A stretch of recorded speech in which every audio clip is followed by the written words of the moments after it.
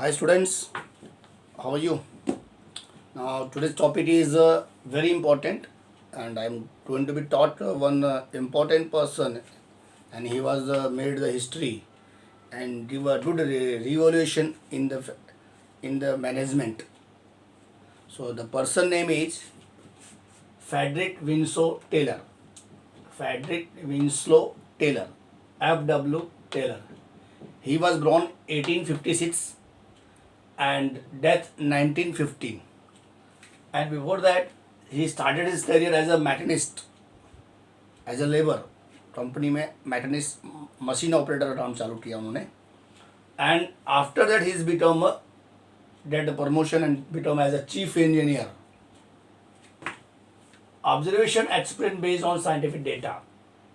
F.W. Taylor का बोलना था कि जो भी हम काम करते हैं, जो भी मैनेजमेंट के प्रिंसिपल हम यूज़ करते हैं, उस प्रिंसिपल को यूज़ करने से पहले या जो भी हम कोई भी काम करने से पहले जो भी डेटा है वो साइंटिफिक मेथड में होना चाहिए और उसका बेस्ड ऑब्जर्वेशन एक्सपेरिमेंट करने के बाद. सो ना experiment observation based on scientific data की तरह होना चाहिए. उसका व्यू, उसका सोचना साइंटिफिक वे में होना चाहिए. That means cause and effect relationship. Something should be result oriented होना चाहिए और इसलिए इनको फादर ऑफ साइंटिफिक मैनेजमेंट कहा गया. And today we have discussed the scientific management as a principle. The first principle is science not a rule of thumb.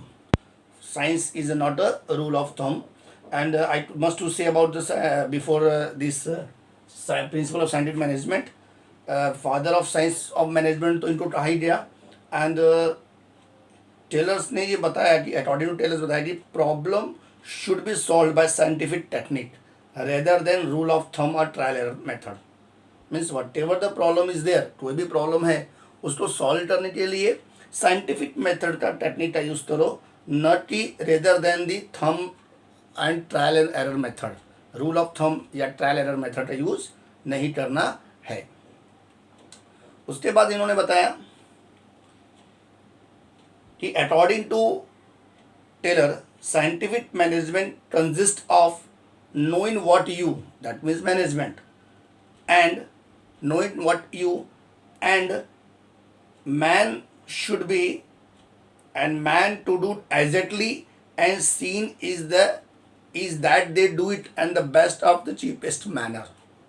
Means according to Taylor's scientific management consists of knowing what of you, यानी आप management में हो तो आप कौन हो and आप क्या कर रहे हो, and man to do exactly, और उनके आपके दिए हुए काम के द्वारा जो मैनेजर ने काम दिया है वो मैन एग्जैक्टली क्या कर रहा है, एंड सीन दैट, उसको देखो, एंड दे डू इट, वे कर रहे नहीं कर रहे हैं in the best and cheapest manner, अच्छे से इफेक्टिव एफिशिएंसी ढंग से अच्छे मैनर में कर रहे हैं और उस काम को करने में अपने को कम कॉस्ट लगना चाहिए इन अ वे ऑफ चीपेस्ट मैनर. ऐसा नहीं कि उस काम करने में ज़्यादा से ज़्यादा एक्सपेंसेस क्रिएट हो. So now first principle is a science, not a rule of thumb. Rule of thumb decision based on personal judgment of the manager. Means rules of thumb का मतलब क्या हुआ कि मैनेजर्स जो बोले वही सही नहीं, जो बोले वही काम करो ऐसा नहीं, उसमें कुछ चेंजेस लाओ. अकॉर्डिंग टू मैनेजर का बोलना ऐसा था कि manager is a you can say best position पे है वो कंपनी के. तो मैनेजर्स का जो रवैया है, काम करने का जो तरीका है, काम करवा के लेने का तरीका है, रूल ऑफ थंब नहीं होना चाहिए. And it should be effectively of the organisation होना चाहिए. Taylor instead of scientific method of every small work, जितने भी छोटे छोटे काम हैं, it involve selecting of the best way, उसको अच्छे से सिलेक्ट करो, परफॉर्म करो, एंड जॉब साइंटिफिक एनालाइज करो, एंड उस जॉब को आप साइंटिफिक मेथड में करो, न कि ट्रायल एंड एरर मेथड में. मीन्स काम किया, खराब हो गया तो खराब हो गया. No, don't do trial error method, ऐसा F.W. टेलर का कहना था. और उन्होंने बोला कि जो भी काम दे रहे हो आप वो स्टैंडर्ड रिक्वायर्ड टाइम में होना चाहिए और उसमें ह्यूमन एनर्जी सेव होनी चाहिए एंड एक्सपेक्टेड स्टैंडर्ड आउटपुट भी होना चाहिए.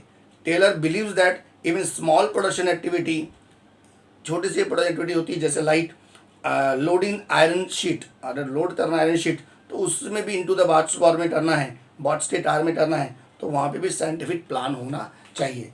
In very simple, science is not a rule of thumb, means manager जैसा चाहे ट्रायल एरर मेथड करे वो नहीं होना चाहिए। और इसमें ये बताया गया कि manager should B view the जो भी आउटपुट है ऑन टाइम पे होना चाहिए, उसका स्टैंडर्ड टाइम होना चाहिए, एम्प्लॉय का एनर्जी सेव होना चाहिए, and then you can say like that whatever the work will be done, it is the affect and efficiently to the management, and the simple way there is no job as a trial and error method. Now second point है harmony discord.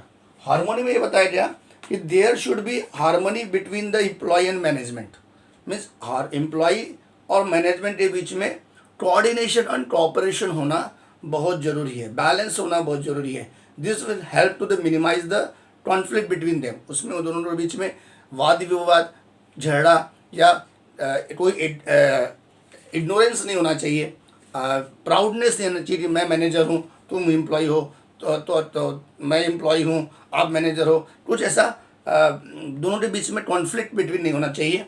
And this will be help minimise the conflict between them, and there should be perfect understanding between the employ and management, यानी management और employ के बीच में understanding काम करके लेने की अच्छे से होनी चाहिए। It will have to create the healthier work environment, and you know if there is a balance between both of them and there is a good way of the working and listening and doing the properly work, तो healthy environment will be create. Healthy environments वहाँ का जो माहौल हो रहा है वो काम करने के लिए अच्छा माना जाता है। फॉर अचीविंग द डिजायर गोल, और उससे जो गोल मिलती है सक्सेस मिलता है ऑर्गेनाइजेशन को, and organisation should think about maximum prosperity of employees also, और ऑर्गेनाइजेशन को ज़्यादा से ज़्यादा मैक्सिमम प्रॉस्पेरिटी एम्प्लॉय के बारे में सोचना चाहिए। Now third mental revolution. Now mental revolution में क्या है? First science not rule thumb, second harmony now just started, third is a mental revolution.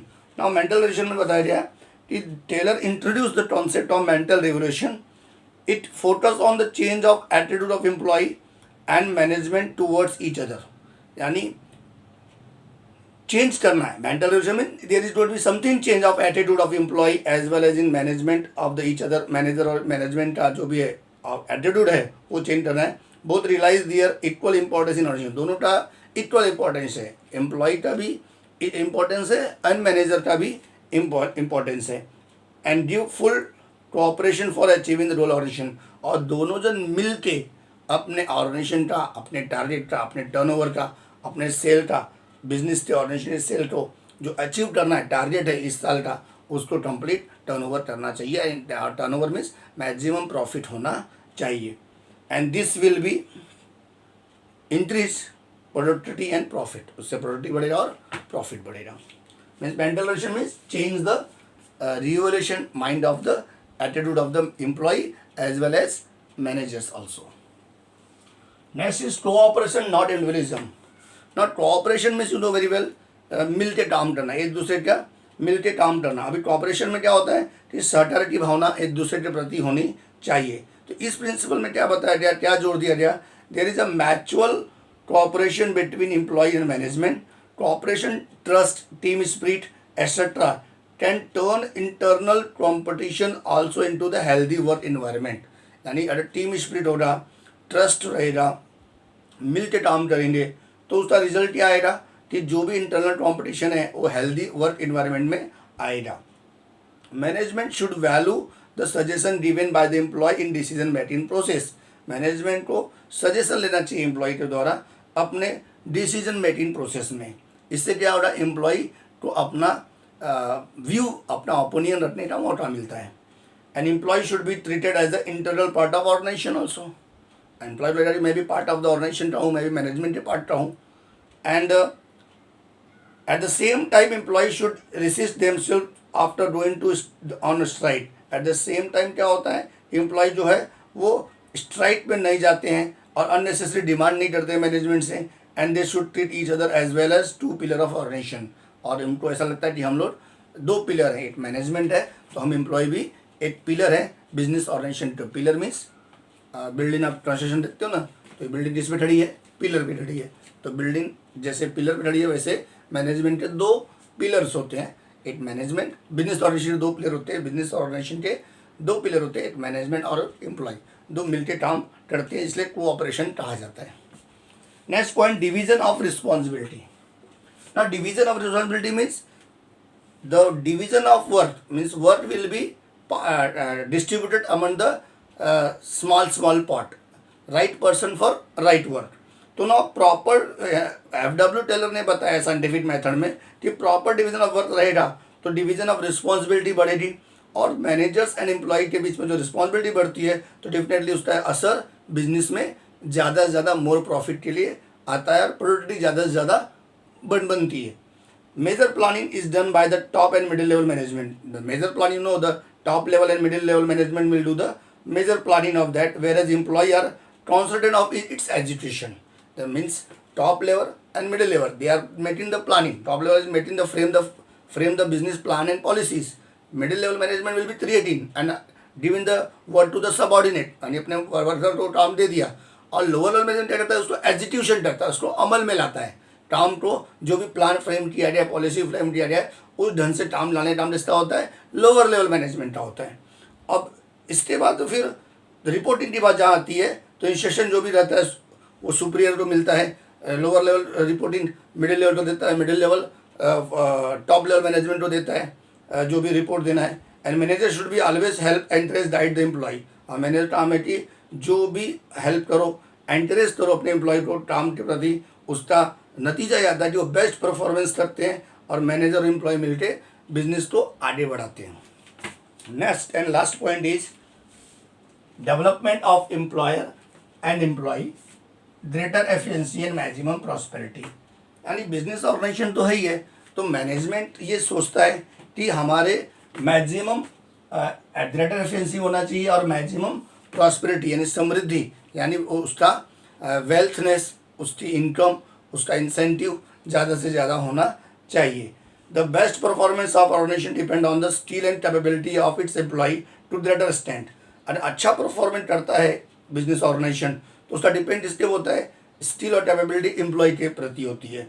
और ट्रेनिंग एंड डेवलपमेंट जो भी प्रोग्राम होता है वो एम्प्लॉय को बार बार टाइम टू टाइम देना जरूरी है, क्योंकि अगर ट्रेनिंग हम लोग नहीं देंगे एम्प्लॉय को और डेवलपमेंट का प्रोग्राम नहीं रखेंगे तो वो नया चीज़ नहीं सीख पाएंगे। तो ये मैनेजमेंट का काम है कि उनको टाइम टू टाइम पे बेटर एफिशिएंसी के लिए और मैक्सिमम प्रॉस्पेरिटी के लिए उनको ज़्यादा से ज़्यादा ट्रेनिंग एंड डेवलपमेंट का प्रोग्राम रखे।